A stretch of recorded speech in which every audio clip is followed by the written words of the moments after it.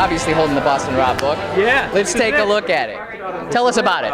Well, I got inspired by Phillip this season, watching him, recite my rules in and out. And I said to Amber, I said, we got to get this stuff down. We got to put this down.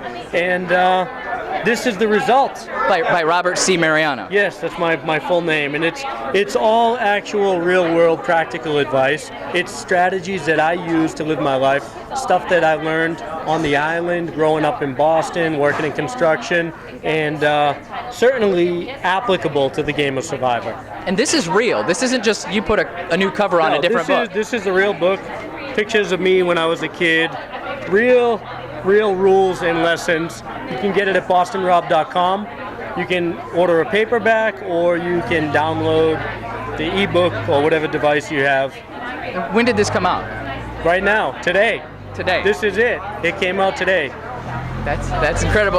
Now, you thought of this because of Phillip, and you said at the finale that you were honored that Phillip based his strategies off of you. Are you really thankful that somebody like Phillip based his strategy off of you? I mean, look, here's a guy who played his first season of Survivor, and he was actually asked back, and he actually took the time to try to learn something from his first time and correct his mistakes.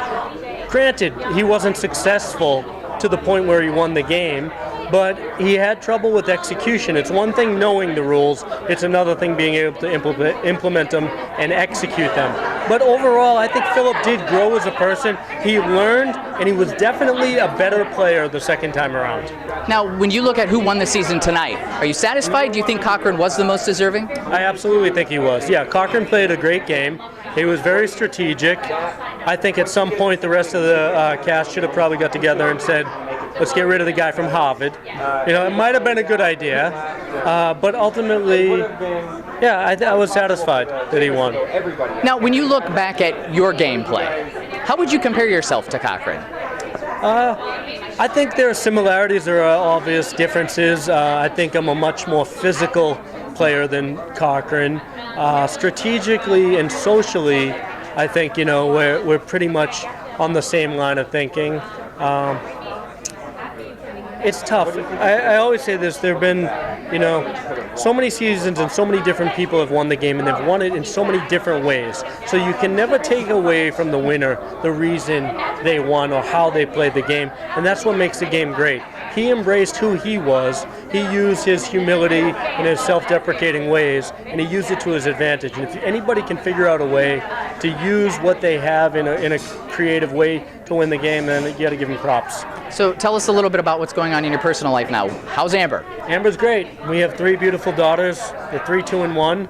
So it's craziness at the house, but yeah, it's great. Love being a mom and a dad, and raising our kids. Would you play Survivor again, and if so, could you win it again? You bet your ass I could, but I'm done. I feel like I got everything I wanted out of this show. Amber and I, got together. We've been married for almost 8 years now. 3 beautiful daughters. We both won the show, and I'm happy with everything I got from Survivor. And a last question on an unrelated topic. Were you in town in Boston when the marathon explosions happened? I was not in town. I had just left town, but thankfully nobody I knew was hurt or injured, but definitely support Boston and the Boston Strong campaign. All right, Boston Rob, thank you for talking with us. It's an honor. Can I get